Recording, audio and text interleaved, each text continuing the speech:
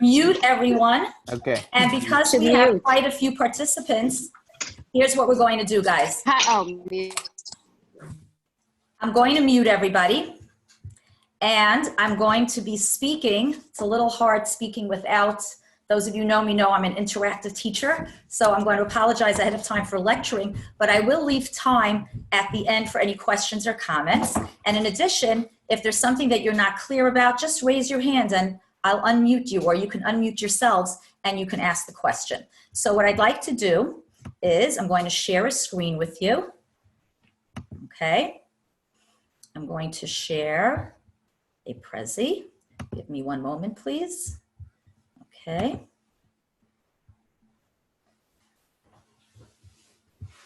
I'm waiting for Moshe to set up. Okay. I'm set. You're set? Okay. All right. Give it 2 seconds, everyone. And we are ready to begin in a moment. Okay, while we wait for our program to load, just raise your hand if you can see my screen. Can everyone see my screen? Great. Okay, so first of all, hello everybody. I'd like to first of all thank the Sparta Community Alliance for giving me this opportunity to give this class today. Secondly, for those of you in my regular Monday class, Renee, Terry, remind me that when we finally, please God, come back to school soon, remind me never ever to complain about the temperature of the room. I will take freezing, I will take overheated. I missed Flatbush and I missed my classroom. Baruch Hashem, we have Zoom. It is second best, but I really miss the non-virtual teaching method. So, thank you all for joining tonight. And I want to say that I'm particularly grateful given the very gloomy title of our class, Plagues, Pandemics, and Persecution in Jewish History. You know, they say that in these very anxiety-ridden days, it's so important to self-care. It's so important to do soothing things like yoga, you know, take a yoga class or listen to inspiring words of Divrei Torah. So the fact that you signed up for a class called Plagues, Pandemics, and Persecution in Jewish History suggests one of two things. A, that you might be slightly masochistic gluttons for punishment. You haven't heard enough about pandemics and plagues. Or B, second choice, and I think the theory that I much prefer, and that is that this topic, perversely perhaps, and ironically, I think can offer us a large measure of comfort in these very trying times. Why? I think, first of all, we're all familiar with the saying, Ein chadash tachat hashemesh. There is nothing new under the sun. And of course, we've suffered many times in our history. We've suffered through plagues and pandemics. And you know what? We've come through. And I think it's comforting just to know that, you know, I tell my students all the time, I tell them I quote this guy, Leon Wieseltier, a very well-known writer, who says that American Jews, we are the spoiled brats of Jewish history. In 2,000 years of history, there has never been a luckier group of Jews. And on so many different levels, economically, socially, religiously, we really are spoiled brats. And when something like this coronavirus hits us, we're like in shock. It's like a shock to our system. And I think it's comforting to note that, yes, we're still very fortunate. And just as Jews in the past have survived and gone through terrible times, we too will survive and perhaps be stronger for it. Finally, I think the most important point that we're going to make today is found in the third P word here in our title, Plagues, Pandemics, and Persecution in Jewish History. I think what is so particularly comforting about studying this topic is that we are so lucky, even though, yes, we are living through, I don't even know what words to use to describe this. It feels like a science fiction movie, a really bad one. It's like a crazy new era in history. Nevertheless, we're so lucky. We are so lucky because unlike the Jews of the past, the third word here, persecution, is not associated with what's happening today. Take a look at what you see here. Let me move it up a bit here. Here you have a series of images that show you just how much persecution was attached to plagues and pandemics in Jewish history. Meaning, not only did we suffer physically, just as other Europeans did, just as other people suffered in the Black Plague, the bubonic plague, cholera, etc. Yes, we suffered as well. But in addition, we bore the brunt of another kind of epidemic, an epidemic of anti-Semitism and hatred. And here you see 4 different images, different periods of history. Here we have the accusation that Jews, anybody know what's going on here? They are tampering with the host. You won't know that Catholics take communion. They put the priest puts a little wafer on the tongue of every believer in church. And here the Jews are accused of tampering with it, poisoning it, making it impure, making it harmful. Here Jews are going to be burnt because they were accused of poisoning the wells in medieval Europe. And that's why people died in the Black Plague. Here you have another image of Jews in the town of Nuremberg in Germany being burnt alive, again, after being accused of poisoning the wells. And here an image that is so frightening because it's far more recent in time, a Holocaust poster, Jews associated with typhus and lice. Today, thank God, outside of some crazy radical Islamic fundamentalists and some crazies on the web who say Israel unleashed this plague, we do not suffer from that. We're suffering along with the rest of humanity. But in the past, it was very different. So I'd like to start by looking at an overview of this idea of associating Jews with disease, with contagious, awful magefot, pandemics. Where does this come from? And I do want to add that much of what's going to follow, at least in the beginning of my presentation, I borrowed from a historian, Dr. Henry Abramson. You're probably all familiar with the Chazal, Kol ha'omer davar b'shem onro mevia tegeula. So guys, if the Messiah comes within the next couple of minutes, I am going to take full credit. Dr. Henry Abramson is a professor of Jewish history at Touro, and he wrote a recent piece on this, and he included some really interesting information that I'm going to share with you. So again, the Mashiach, me. That's all me, guys. I'm taking full credit. If he comes in the next few minutes, all me. Okay, you're all familiar with the accusation that Jews brought the Black Plague to Europe, and they're going to be punished as a result, persecuted as a result. But fascinatingly, the first time in history that we see an accusation made against Jews as contagious disease spreader comes from Egypt. In the ancient period, you all know anti-Semitism is as old as recorded history, but the particular accusation that we are responsible for bringing disease comes from an ancient Egyptian priest in the Ptolemaic era. Those of you who know a little bit about the Greco-Roman era, you probably know about Malchut Beit Talmai, the Ptolemaic regime in Egypt. About 2,300 years ago, there's an Egyptian priest by the name of Menotho, who probably looked like this. This is some archaeological discovery of a random Egyptian priest.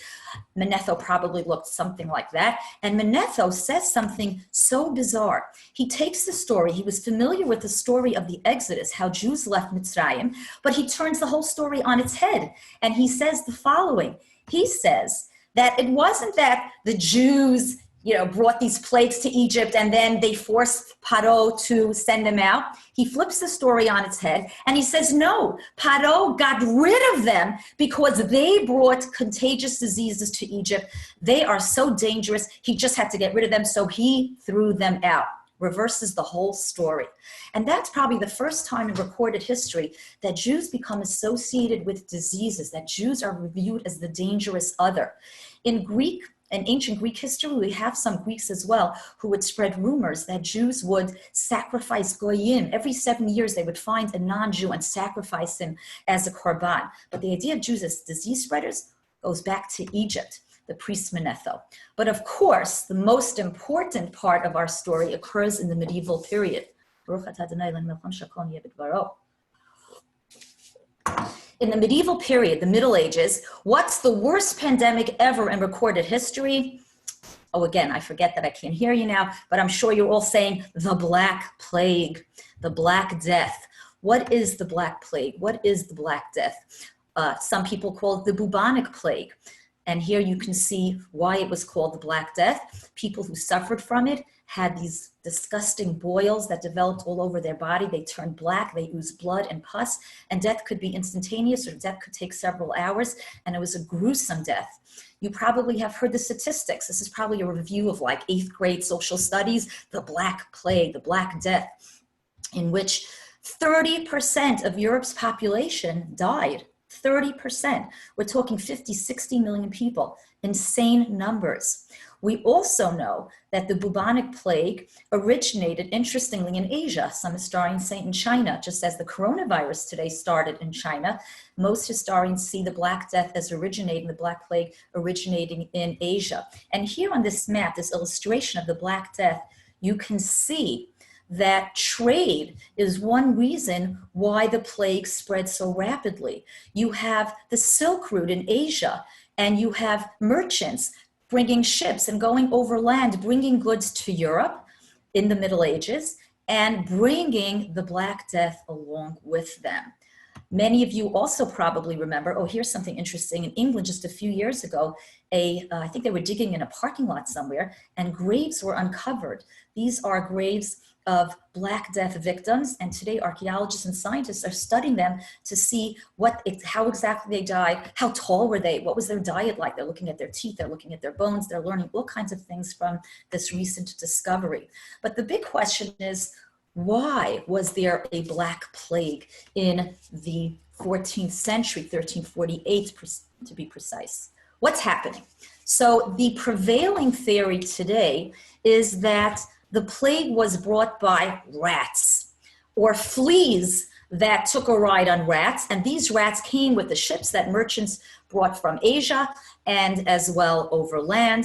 And so this bacteria called Yersinia pestis traveled with these rats, and suddenly people are dropping dead right and left. But that begs the question, why so many rats? So you may have heard some interesting theories about this. One of these theories is that you know that cats were associated in the Middle Ages with the devil. Interestingly, cats are not like warm and fuzzy animals like dogs who are very obedient and form a relationship with their human owners. If you look at cats, ever look at a cat in the eye? They're like cold animals. No offense to any pet owners here who have cats. But cats, that's Peggy. You've got a cat, Peggy?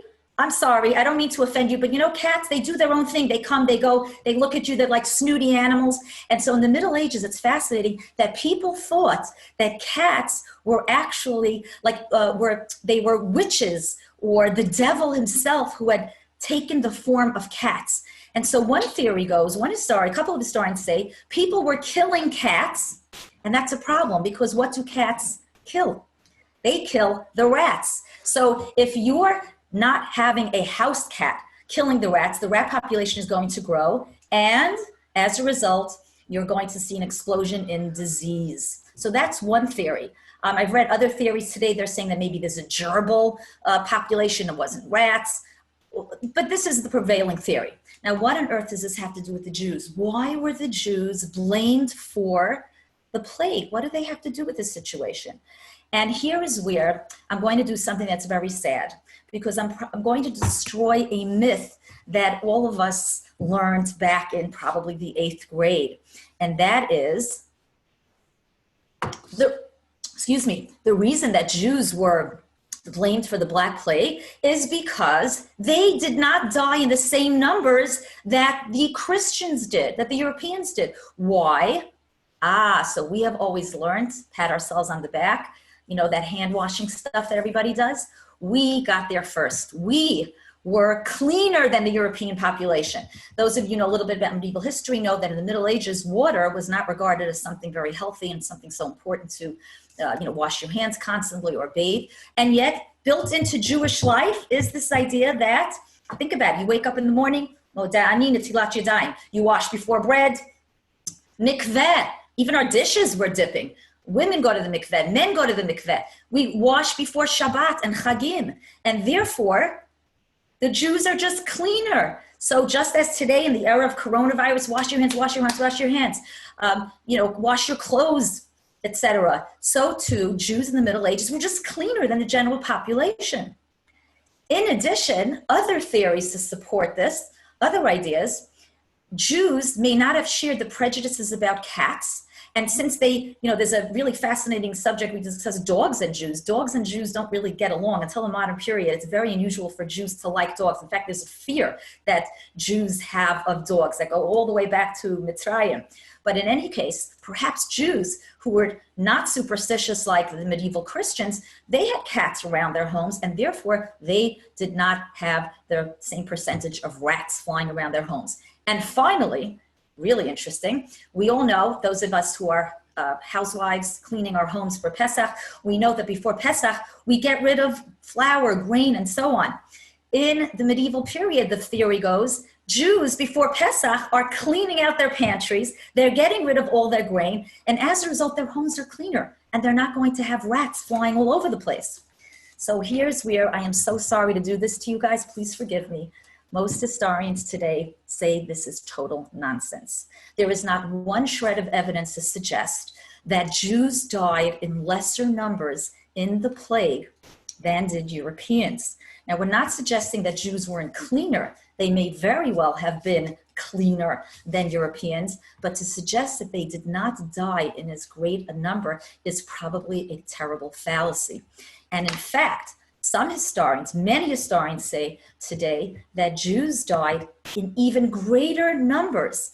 And if you can think about the reasons why would Jews be so susceptible and maybe even died in greater numbers than did Europeans? And I think it's easy to understand given what's happening today. Look at the nature of the Jewish community. We live together, we pray together, we eat together, we're a community. Jews, religious Jewish community is not made up of individuals, we're group people. There's a Yiddish expression, Lebens isn't mentioned. We love to live near each other, with each other. We pray together, eat together. Everything, we do everything together, go to school together. And therefore, these densely populated Jewish communities were extremely susceptible to the plague.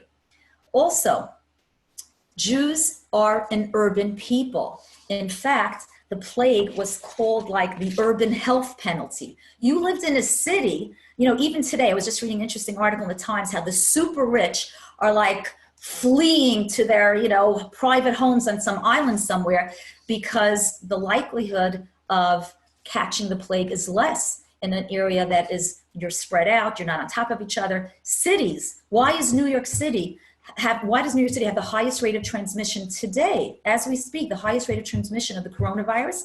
Obvious, we are the most densely crowded city in the United States. And that is why, go back to the Middle Ages, Jews in Germany, and Jews in France, and Jews, especially in Germany, we should say. Now, they're not living in ghettos in 1348. The ghettos are only invented, I wish I could quiz those of you who are in my class, but ghettos are only invented in Venice in the 16th century. Nevertheless, in Germany, Jews, and other places as well, France, England, before they were thrown out, Jews were limited to certain neighborhoods. So we're not going to call it the classic ghetto, but they're living in squishy areas, and in fact, the plague will hit them very hard. There's also something else. Now, anybody wincing here at this picture, and anybody know what you're looking at here? It's fascinating. Recent scholarship has shown that even before the Jews were accused by Europeans of poisoning their wells and therefore spreading disease, there's interesting evidence that originally in the 1300s, even earlier, leprosy, what you might call tzora'at, one version of it, it's terrible skin disease that today it's hard to find because we have medication to treat it. But back in the Middle Ages, you had colonies of lepers, and they were originally the ones who were associated with poisoning the wells and all kinds of, urban legends that they're taking spiders' legs and frogs and toads and mixing it up and poisoning all the wells. And they are first the subject of persecution. From there, it's just a leap for Europeans looking to blame somebody. So we have the lepers, and then of course we have the Jews who we despise as well. And so Jews will be blamed for the Black Plague. Here's something so fascinating. A few years ago, in digging that was done in the city of Erfurt in Germany, a treasure trove was found of a Jewish family that had hidden. Now look at this, we're looking at real wealth here. We're looking at beautiful goblets that would not be out of place at our table. We're looking at a hoard of silver coins. And what I love most of all, I have to share this with you, especially ladies, this is a wedding ring. Take a look at the workmanship on this ring. It is absolutely astonishing. And unfortunately, tragically, the family that owned this treasure buried it because they were afraid that they were attacked at the time in the 1340s, and tragically, they did not survive. The treasure remained hidden and was only uncovered several years ago. Yeshiva University had a magnificent exhibit of the Erfurt treasures, and this goes all the way back to the era of the Black Plague. So, what happens? Jews are going to be accused of this crime, of the crime of poisoning the wells, of bringing disease to Europe. Guys, over 300 Jewish communities were killed. I do want to emphasize, recent scholarship has suggested that you cannot say that Jews were attacked only when they were accused of poisoning the wells. Oftentimes the attacks had nothing to do with that, but it certainly is true that in communities that feared the Black Plague, Jews were often blamed and attacked. So this was a great tragedy of the Middle Ages. We don't even have the numbers of how many Jews died, but it ran to the many thousands. And I wonder if as many Jews were not killed, burnt alive, and in the medieval period as died in the epidemics themselves. So that's the medieval period. Now I'd like to discuss something so interesting, and that is plagues and epidemics in the modern period. Thankfully, you don't see this widespread anti-Semitic idea that Jews bring plague in the modern period the way you do in the medieval period. Although, as late as the 17th century, here's something that's a little chilling. Jewish doctors were accused, as late as the 1600s, of deliberately killing their patients. And of course, there's a whole fascinating story of Jews and medicine. And since, if you're a doctor, Jews were very often doctors, even in times when they were not allowed to go to medical school. There were Jews in Italy who did manage to gain a medical education. Jews were regarded as very good doctors. But of course, if you lose a patient, what happens if you're an anti-Semite? You say, oh, he deliberately killed his patient. So as late as the 1600s, Jewish doctors are accused of killing their patients. But I want to focus now on the 19th century in a very interesting discussion here that I found in a recent article by a historian named Ellie Fisher. And here you're going to see what I think is the greatest pun I have seen in the last couple of weeks. Anybody here a reader? And anybody here familiar with South American literature? Gabriel Garcia Marquez wrote a famous novel called Love in the Age of Cholera. And in a recent article in the Jewish Review of Books, fabulous article, you have this wonderful article titled Rav in the Age of Cholera, the rabbi in the age of cholera. So let's talk a little bit about the 19th century. Some really interesting stuff going on here, or I should say tragic stuff here. Cholera is another terrible disease. It comes generally from water that is polluted, and it is also a very painful disease, and it swept through both Asia and Europe in the 19th century, and Jews certainly were not exempt. We often talk about cholera epidemics in Jewish communities in Eastern Europe, but having recently taught a course on Sephardic history, I learned, and thank you to the SIT, the wonderful movies produced by the SIT Foundation. Mrs. Mamie, if you're on here, thank you so much. I learned something new. In the 19th century in Halab, in Aleppo, the Aleppan Jewish community was decimated by the cholera epidemic. And here you have graves from that era in the old cemetery in Aleppo and Halab. And in fact, the life expectancy, shocking statistic, if I'm not mistaken, the life expectancy was below 40 for males in the Jewish community and in the Arab world as a whole. So you have terrible cholera epidemics in Aleppo. And you, of course, have terrible epidemics in Eastern Europe. And here we come to something really amazing. The rabbinic leadership at the time was, I would say, if you compare them to the rabbis today taking the leading role in helping us deal with this crazy crisis, you have giants who did the following. Rav Akiva Eger Rav Akiva Eger, one of the greatest Talmudic scholars of the 19th century. His glosses are found in every page of the Talmud, a huge Talmid Chacham, and probably the greatest posek and one of the greatest Talmudic scholars of that generation. Well, during his day, there was a terrible cholera epidemic sweeping through Eastern Europe, and one of his students sent him a letter saying, I need advice, help, what should I do? And Rav Akiva Eger responded with a very clear-cut plan of action. He said, and this is fascinating given how we are doing the same thing today, he said, and again, very modern in his conception of medicine and how to fight the cholera epidemic, he said, cleanliness, make sure you wash your hands, change your clothes a few times a week, right? We're supposed to walk into our house, throw your gloves off, take your shoes off, change your clothes, wash them. He said the same thing. Also interesting, he said, and I hope anyone, God forbid, I don't think anybody here listening to my class is, going to the illegal minyanim. No one should be doing that. He said, no one should be going to a large minyan. We're going to stagger the minyanim. You have to have no more than 15 men max. And he said, if need be, we should station police outside the minyan because it's dangerous. He also said that you should eat, make sure you keep up your strength by eating and drinking. Again, he wasn't that familiar with what we know today. He actually suggested drinking beer and other things, which it turns out were not exactly the right thing to do. But again, he used the best scientific knowledge at the time. And what's fascinating is that Rav Akiva Eger instituted a minhag that we still abide by today.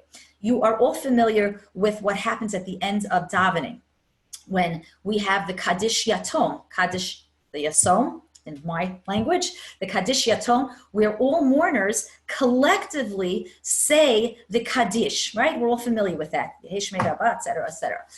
Where does that come from? Well, it turns out that originally when Jews would go to shul and pray, you had one person at a time reciting the Kaddish. If he was a yatom, an orphan, and he wanted to commemorate the yahrzeit of his father or parent, he would recite the Kaddish. But guys, what happens when you have a cholera epidemic and you have thousands of people dying? It would be impossible to everyone to have their turn. So Rav Akiva Eger instituted something that we still do today, and that is the collective recitation of the orphan's Kaddish, something we still do today. So fascinating how our practices that we do today might reflect something that occurred over 100 years ago during the era of the plague. So that was Rav Akiva Eger.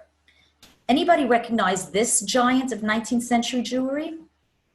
This man is Rabbi Yisrael Salanter, the great rabbi, thinker, founder of the Musar movement, a program of ethical and moral development that is still very influential today. A very well-known story. I tried tracing the origins of the story. Again, this is maybe an apocryphal story, although most historians say there has to be a basis of truth to it because it's so shocking that no one would make this stuff up. It turns out that Rabbi Yisrael Salanter also lived during the time of a cholera epidemic, and on Yom Kippur, he actually stood up in shul. There are different versions of the story. In one version, he stood up in shul and he said, this is an Eitzara of Pikuach Nefesh, and in such a time of crisis, it is so important for everyone to keep up their strength. He held up a cup with wine and he made kiddush and he drank on Yom Kippur and he said, you must eat, you must eat. The story has different versions. It's a shocking story. Not everybody agreed with it, but nevertheless, he firmly believed that in an Eitz Sarah, it was very important to do the right thing. Pikuach nefesh doche et hakol. That is Rabbi Yisrael Salanter. Oh, we have someone else who I almost missed out on. Something I just learned, the Chida. Let's see if I can move this so you can see. Okay, here we go. Oh.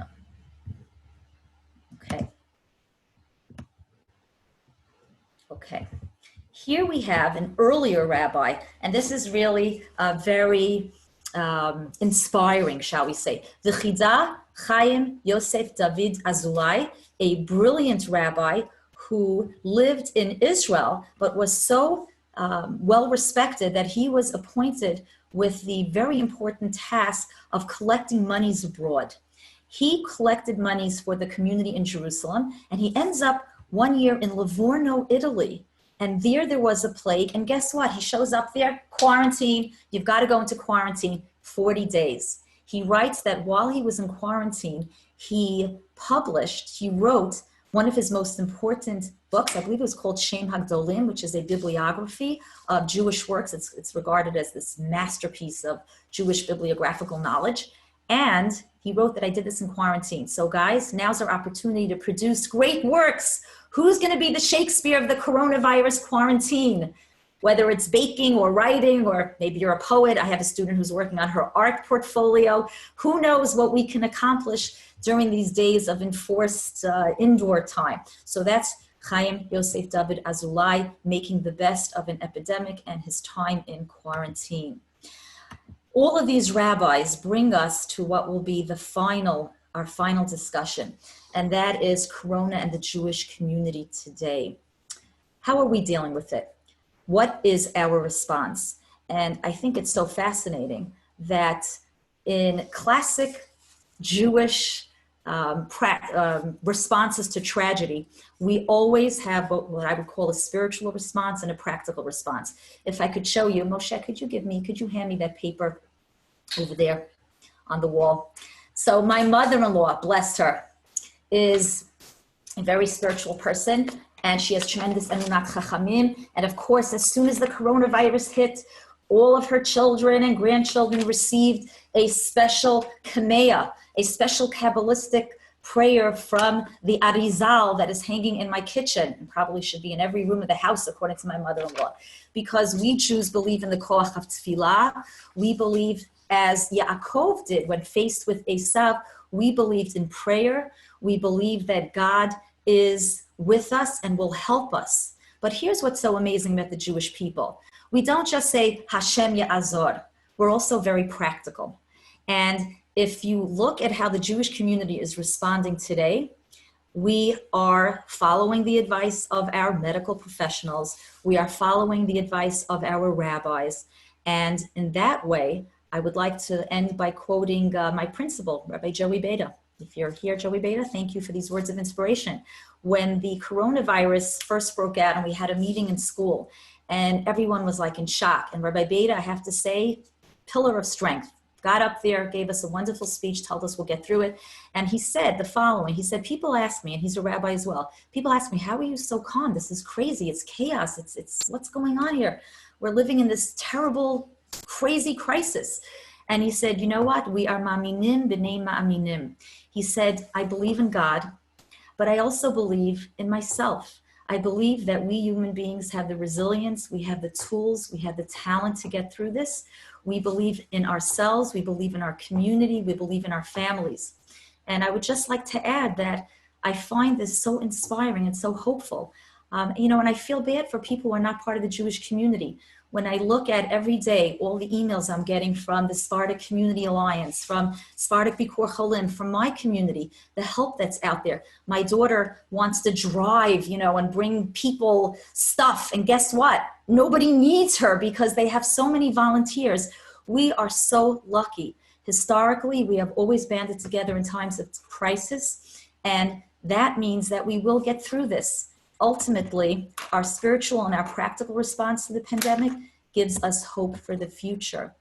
So I'm wishing all of you a healthy and wonderful Chag, and that I hope that next year this will just be a historical footnote, and that when we come back for a class next year, it won't be about pandemics and plagues and persecution, but it'll be about peace, prosperity, pleasure, all kinds of nice things. So I'm going to stop talking. I'm going to unmute everyone. And if there's anyone that has a question or a comment, I'd love to hear it. So feel free. Moe? Anyone? Anybody? Is there anybody with a comment or question? Anyone? No? Okay, feel Just free. want to say thank you. Okay. This was great. This was really great. Thank you, Peggy. Thank you, everybody. Love you all. Stay healthy, stay safe. You never know from Thank you, Miriam. Thank you. Bye-bye, everybody. Thank Thank you. Thank you. Have a good night. I don't know. That's what I'm trying Stay to figure out. healthy, everyone. Oh, hi.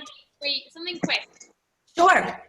A little bit random, but back on that leprosy note, is it called leprosy based on that accusation? And this is like the worst. Sorry. Can you repeat the question a little louder? Yeah, I sent it to you privately also. Is it called leprosy based on that accusation that lepers brought? Yes. In other words, what I said, perhaps I wasn't clear, is that even prior to accusation that Jews poisoned the wells of Europe, lepers were in the 1330s and 20s already accused of that. And from there was just the leap to, okay, not just the lepers, but the Jews. The Jews are a more convenient target. And I should also point out that when Jews were accused of that and were thrown on the fire pyres, which they had to build themselves, imagine that, it almost sounds like the Holocaust. The Jews were forced to build their own bring the wood, build their own funeral pyres, and then thrown onto the fires. Their belongings, their possessions were taken by the townspeople. So yet another incentive to accuse the Jews of this terrible crime. That's why it's called leprosy? Oh, no, that's not why it's called leprosy. No, I'm sorry. Not why it was called leprosy. Just that leprosy is also associated with these accusations. Okay, got it. Thank you. Sure. Hi, Michelle. Nice to see you.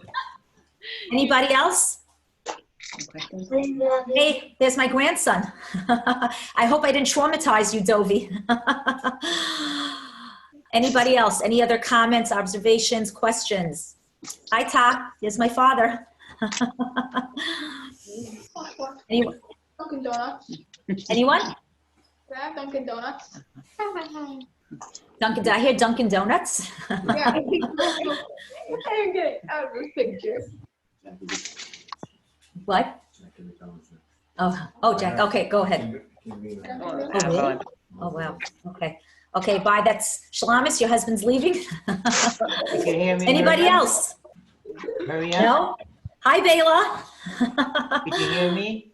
Yes, I do. Hi, Todd. Do you have a question for me? Yes, no, I just want to confirm that story with the Yisrael Salanter. Oh, yes. Absolutely true. Absolutely true. Thank you, Todd. As a matter of fact, Yes. years ago in Beis Yosef, you know Yeshiva's Beis Yosef? Sure. Everybody knows the Yeshiva Beis Yosef. It's on Avenue N and East 15th Street. Here in Borough Park. I heard from Rabbi Braverman Yafan that he spoke to a person who was there in that shul. Oh, wow. When it happened. Wow. So let me retract. It's not an apocryphal story. It actually happened. Right. And it shouldn't be a big chiddush because actually, if wherever they had these, what was that they had? Cholera, right? You're absolutely not allowed to Comparing this to the Black Plague so it really makes in the sense. 16th century, and she was saying that. Oh wait, somebody's speaking, and you need to mute yourself because otherwise we're all going to hear your I gotta mute conversation. myself? No, you're good. You're good, Ta. Thank you. That's my father. My father is a big scholar in Talmid Chacham. So thank you for confirming that story. But I will say, Ta, that there were rabbis who were upset with that psak. There was some pushback because other rabbis said, thousands of us fasted on Yom Kippur and we survived. So perhaps you should not have said that. But it doesn't matter. If at the time it is warranted, I should add in the contemporary period, right now we are going through a very interesting, we have so many interesting she'elot and shubot. What do we do about mechirat chametz? What do we do about being tovel our kelim? You want to buy a new pot, but the mikvaot are closed now. It's dangerous. How can you use your pots? And so many other she'elot, whether it's minyanim and prayer and reading from the Torah and the Pesach Seder and so on. There's going to be books and books written. We're going to have a class next year about halachic responsa in the age of Corona, because there's a whole new chapter being written right now as we speak. Ta. Wait, unmute yourself. Ta. Unmute. Let me unmute him. Go ahead. Still muted. Ta, can you? No? I don't hear my father. Sorry. I'm trying to unmute him. He's muted himself. Never mind. Anybody else? Okay. Now I hear you. Anybody else? Hi, Dovey. Do you have a question for me? No? No question? We have a very shy audience here. No? All right, guys, feel free to say goodnight. That was great. We all enjoyed it. Thank you so much, everyone. Stay safe, stay healthy. May we never know from pandemics and plagues. Love you all. Bye-bye. Bye. Ty, you can stay on. Anybody else can stand. Hi, Bayla. We're going? Hi, Yvette. Hi. Now I can pause and stop the recording.